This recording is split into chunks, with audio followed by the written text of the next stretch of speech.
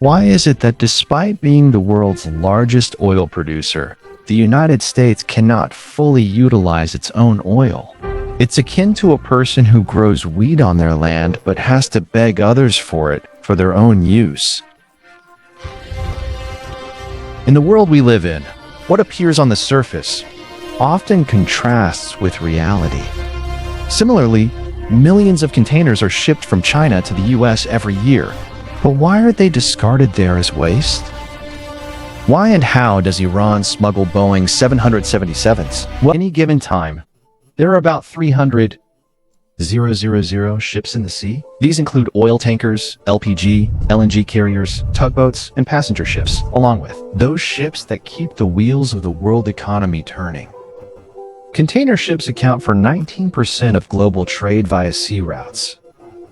Estimates suggest that every passing minute, between 6,000 to 8,000 container ships are traveling the seas, with the help of automatic identification systems.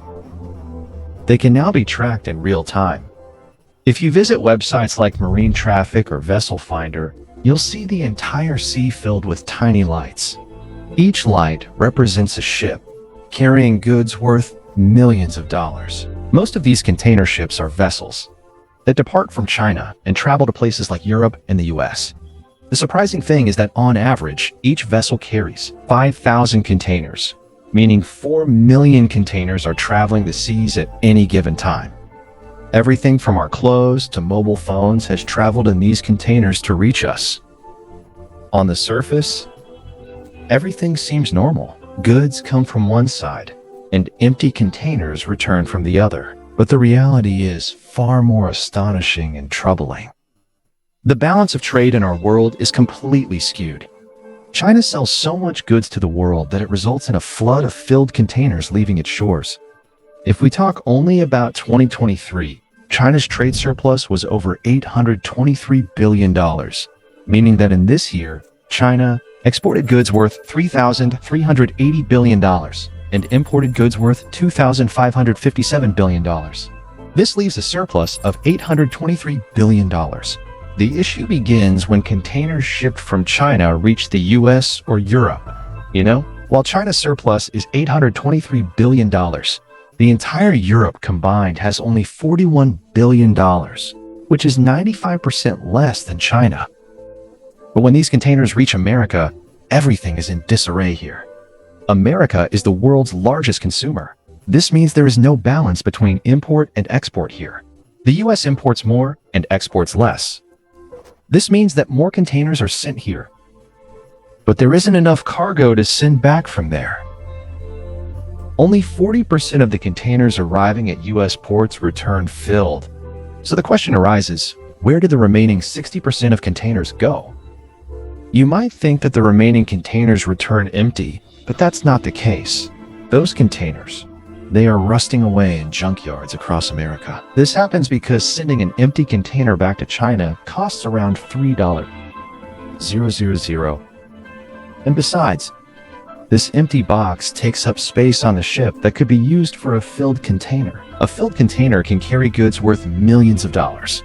This is why China doesn't need a used container costing $3,000, as it can manufacture the same container again for $25,000. Every year, 2,500,000 new containers are produced, even though there is no shortage of old containers. So, the question arises, what ultimately happens to the empty containers stuck in the US and Europe? Many of these containers are sold for cheap storage or construction sites. Nowadays, they're also used to build homes and offices. And when nothing else can be done, they are melted down to extract steel, because a single container contains about 2 tons of steel. Next time you pass by a port and see steel containers stacked on top of each other, remember that these are not just waste, but tell a unique story of the world's troubled economy. Now, let's turn to the question that baffles even the smartest minds. Why is it that the United States, despite being the world's largest oil producer, cannot fully utilize its own oil? Looking at the world map, the US currently ranks number 1 in oil production. Even Saudi Arabia and Russia trail behind it. However, it's surprising that despite extracting so much oil, the US is also the world's second largest oil importer. This means it sells its own oil and buys from others for its own use. There are three major secrets behind this. The first reason is the difference in the chemistry of oil. Not all oil is the same. The oil extracted from American soil is called light crude oil. This is a lighter oil with lower viscosity. However, the issue is that America's old refineries are designed to process heavy crude oil. These refineries were built at a time when the United States thick oil had to be imported from Mexico and Venezuela. Now, if they want to refine their own light oil, they would need to change the entire technology. This would cost more than $200 billion. Instead of spending so much money, they sell their light oil at high prices globally and buy heavy crude oil at cheaper rates from outside. However, it's not just the chemistry of oil that compels America to do this.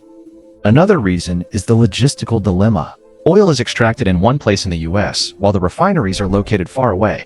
For example, Texas has a vast sea of oil, but there are no pipelines to transport it to New York or the East Coast.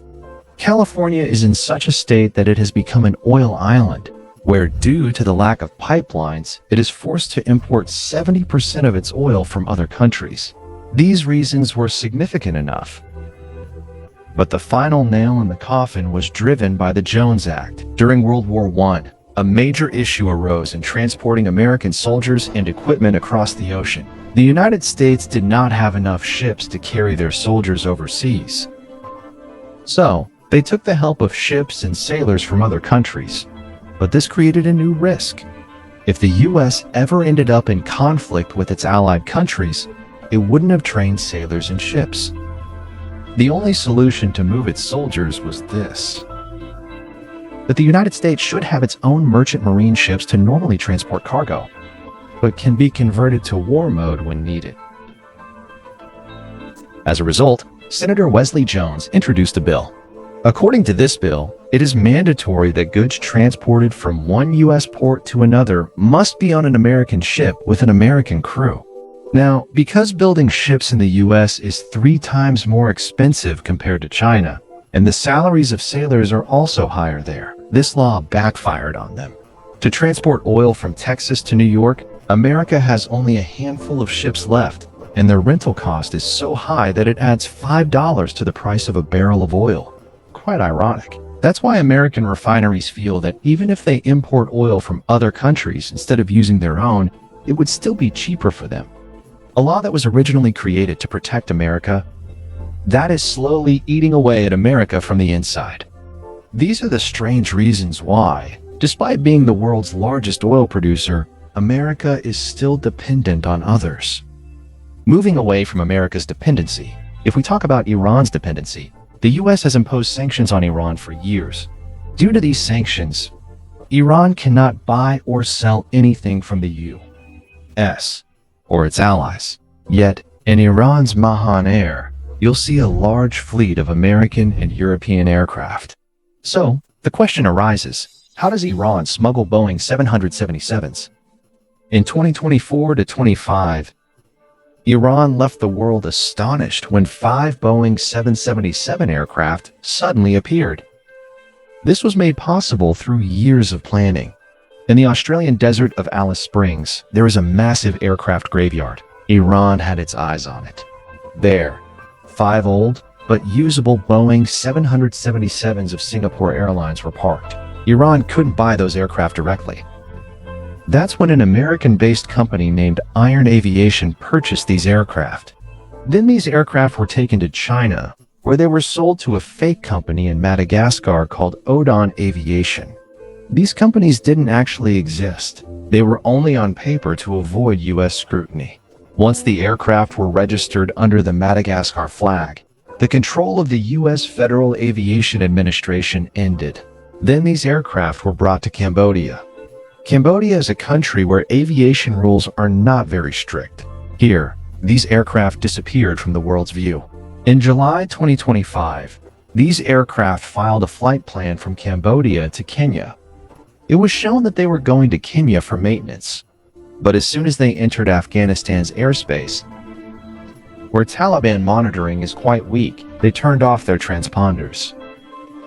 After disappearing from the radar, instead of going to Kenya, These aircraft changed course and landed in various Iranian cities like Chabahar, Zahedan, and Mashhad. By the time the world realized, these 5 Boeing 777s had become part of Iran's Mahan air fleet. The US can't do anything now because all the buying and selling American companies were registered under fake names. Today, Mahan Air has an active fleet of 50 to 60 aircraft, mostly consisting of Airbus planes, along with some from the American company Boeing.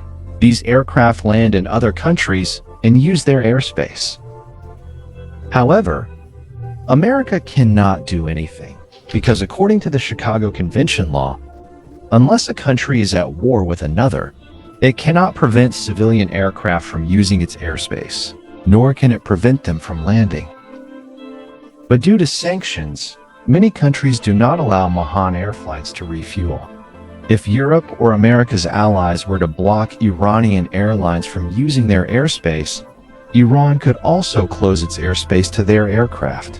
And if that happens, flights from the Middle East to Europe would face significant disruptions. I hope you will like and share this video from ZimTV abundantly. Thank you very much for your loving comments. See you in the next amazing video.